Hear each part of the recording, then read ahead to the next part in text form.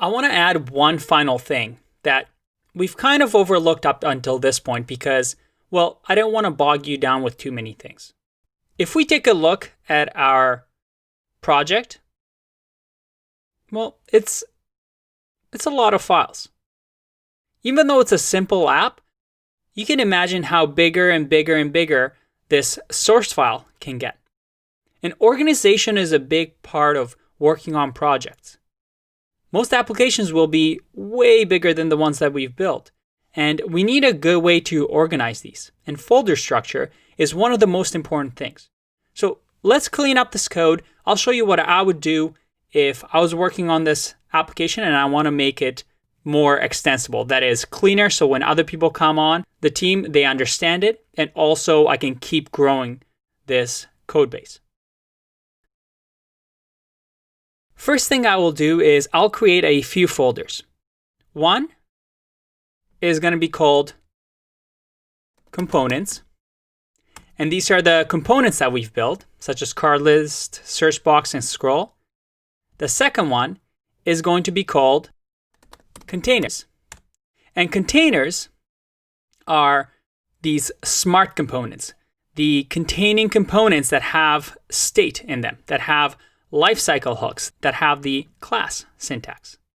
You see, these components or these containers, we can't use a pure function with them because technically they're not pure. They have state that they modify within these functions, and that's okay. It's impossible to have just pure functions because most of the time, well, we need to make requests to the outside world. But these components are special and we're going to call them containers. They contain things and they just pass down state to components. Now we can just say that we're going to move app.css to now be in containers. We're also going to say app.js. We're going to move it to be in containers as well. And then the components, the simple functions, pure functions that we've created, search box, scroll, and card list, well, these can be in components. Let's just open up the folder and make this simpler. I'm going to close the tab, open up RoboFriends, and let's open up source. We'll say that scroll, search box, card, and card list, which are just pure functions, are inside of components. Now, if you remember, our font is also part of the app.css file. So we'll move that in there as well because it's defined in there. With that, let's go back to our app. And well, now we have a lot of fails because these now refer to different parts. We don't app, well, lives in a different folder than card list and search box and scroll. The way we do that is we use ... which means leave the folder or go to the folder, and then from there, go into the containers, from the containers, so where app.js is, I'm going to leave, which is ... And then once I'm at here at the folder level, I'm going to say components. And I can do the same for the rest of them as well.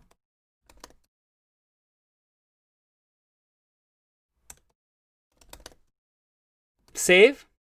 And we also have index.js that now is referring to app that lives in containers. So again, because we're now leaving a folder, we're in the same neighborhood. Well, we can just do .containers app. Let's save. Oh, and I spelled out wrong. Good spelling by me. Everything looks fine. Let's go back to our website. There you go. Everything is scrolling nicely. Okay, so we have a nice folder structure here. Things have cleaned up. And we also have scroll.js. And I think we just have an extra copy of it. So we might have made a copy of that. Make sure everything still works. Yeah, everything still works. We want to remove a couple of spaces here that we've done.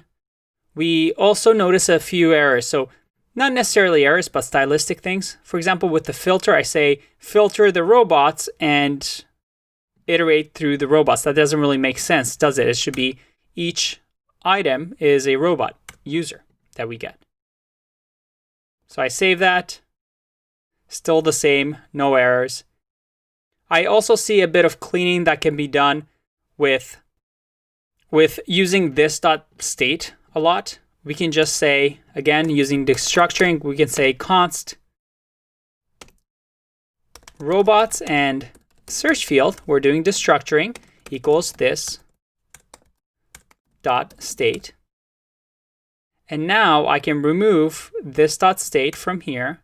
I can remove this dot state from here and from all the other places that we're using this dot state in the render. If I save, everything still works, but the code is much cleaner.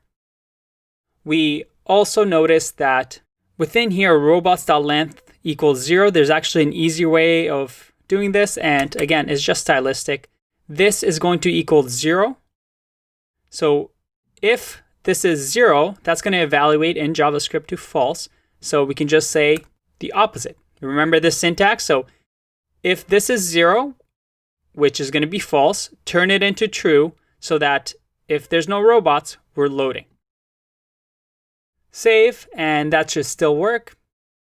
And then finally, if you see an if-else statement, well, we can do a ternary, can't we? We can say return robots. If there's robots, return this. Let's see if that still works. Oh, we don't need that extra bracket.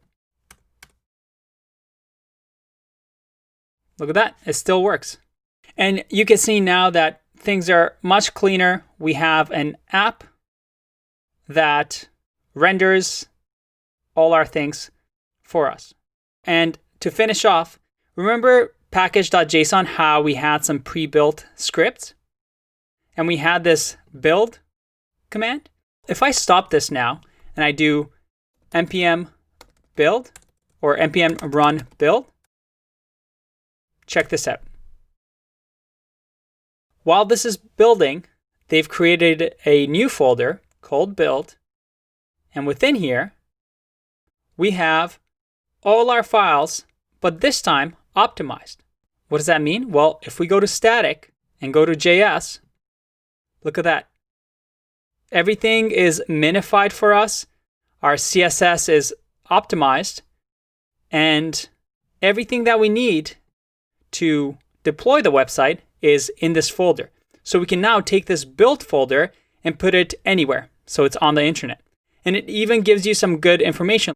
So now we have this optimized build. We don't have to minify it. We don't have to do all these optimization. It goes through Babel so that we can use import statements in the browsers. And now this build folder can now be deployed anywhere.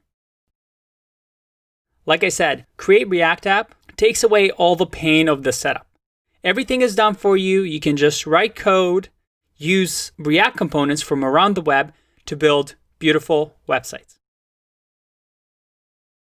I hope you're excited about React as I am. This is why it's such a popular tool, and this is why so many companies now are using it.